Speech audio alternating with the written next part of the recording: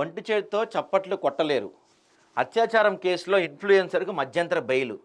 9 నెలలుగా జైల్లో ఉన్న అభియోగాలు మోపకపోవటాన్ని ప్రశ్నించిన సుప్రీంకోర్టు. కొంచెం ఇంట్రెస్టింగ్ కామెంట్స్ చేసింది ఇక్కడ.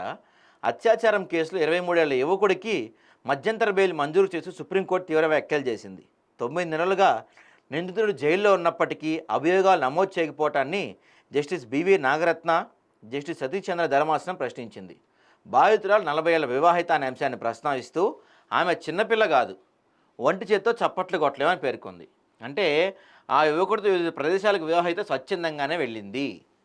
అర్థమైందా? ఇది ఒక మంచి ఇంట్రెస్టింగ్ పాయింట్. చాలామంది బయట ఈ మధ్య అమ్మాయిలు ఎట్లా తయారంటే తిరిగినంతకాలం తిరుగుతున్నారు, ఎక్కడో తేడా వస్తుంది, తేడా వచ్చిన వెంటనే వీళ్ళు ఏం చేస్తున్నారంటే వీళ్ళను అత్యాచారం చేయబడని చెప్పి కేసు పెడుతున్నారు వాడిని.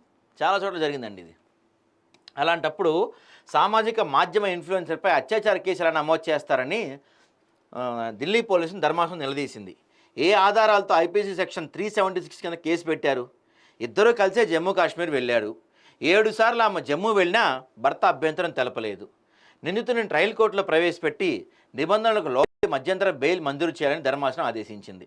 విడుదలైన తర్వాత ఆ మహిళను కలిసేందుకు ప్రయత్నించరాదని, బెయిల్ షరతులు ఉల్లంఘించరాదని యువకుడు స్పష్టం చేసింది.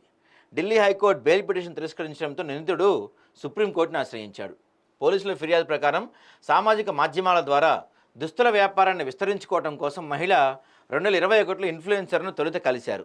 వ్యాపార ప్రకటన రూపొందించడం కోసం ఆమె కొనిచ్చిన ఐఫోన్ విక్రయించాలని యత్నించడంతో ఇద్దరి మధ్య గొడవ వచ్చిందంటండి. అదంట ఐఫోన్ కోసం వచ్చింది గొడవ. ఐఫోన్ విక్రయించగా వచ్చిన మొత్తం 20,000 మినహా మిగిలిన మొత్తాన్ని ఆమె బ్యాంక్ ఖాతాలో బదిలీ చేశాడు. మిగిలిన మొత్తాన్ని అందజేసే పేరుతో జమ్మూ నుంచి ఆ కుర్రాడు నోయిడాలో ఆమె ఇంటికి వచ్చాడు. ఆ తర్వాత వ్యాపార సంబంధాల వీడియో చిత్రీకరణ కోసం ఇద్దరు వివిధ ప్రాంతాలు తిరిగారు. ఈ క్రమంలో మత్తు కలిపిన మిఠాయిలు తినిపించి ఆమెపై అత్యాచారానికి పాల్పడ్డాడని, ఆమె నగ్న చిత్రాలు వీడియోలు తీసి తరచూ బెదిరిస్తూ 2.5 ఏళ్ల పాటు లైంగిక వేధింపులకు గురి చేశాడని, బెదిరించి డబ్బులు వసూలు చేశాడని ఆమె పోలీస్ ఫిర్యాదులో పేర్కొందంట.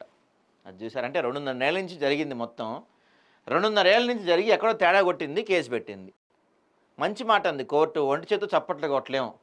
ఇంకా చెప్పాలంటే 23 ఏళ్ళ పిల్లోడు, 23 ఏళ్ళ వాడు, ఆమెకు 40 ఏళ్ళు అంట. ఆమె చిన్నపిల్ల కాదు కదా.